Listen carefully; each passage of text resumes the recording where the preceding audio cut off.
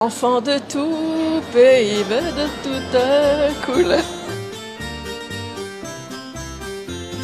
إحداث نعملوا السلام بينا وبيناتكم لنقدر نجي ونزور الكبر دي ننا فريحة دي راهي مكبورة في وهران بالسلامة.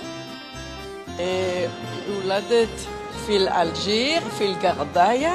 أنا لالو الياو شكرا اليوم شمرون من القرداية مزاب قرداية في الجيريا. أنا نولدتي بقرداية.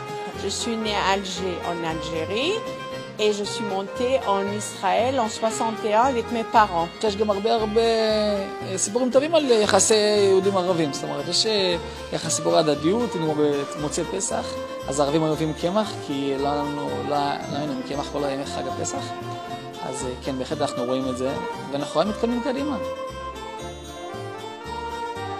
הסבא, הסבתא, כולם היו עובדים בזהב. בשבת שאמא שלו לא הייתה מדליקה את הקורא לערבי שידליק את האש. السلام عليكم. أنا تزادت في وهران في ألجيريا وأنا دابا ساكن هنا في تل أبيب. אלג'יר בשבילי זה אבא. פשוט מאוד זה אבא. נולד באפלו, בגיל 17 עזב שם, והוא מבחינתי סימל את הקהילה. כי הקהילה היהודית באלג'יריה היא באמת קהילה צנועה, ישרת דרך, עובדת לשם שמיים, לא לשם התרברבות ולא לשם שפוני אנס. 60 שנה ליציאת ועליית יהודי אלג'יריה מאלג'יריה ישר לישראל, חוויה שכיננה בראשי מזה זמן. יהודי אלג'יריה הם נמצאים בהתיישבות, בביטחון, בכל המרקמים של הכלכלה הישראלית, בקיבוצים, במושבים, והם אנשים טובים באמת.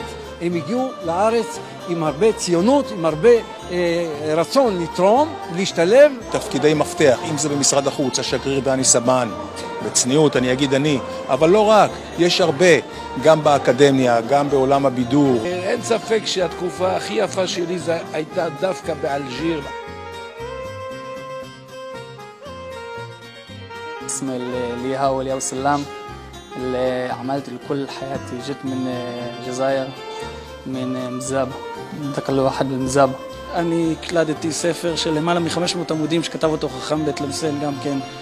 אני יושב לעשות עליו הערות ואני מגיע אותו, ואני יושב על עוד כמה ספרים וכמה מנהגים, ואני יושב על זה חזק, אני מונח בתחום.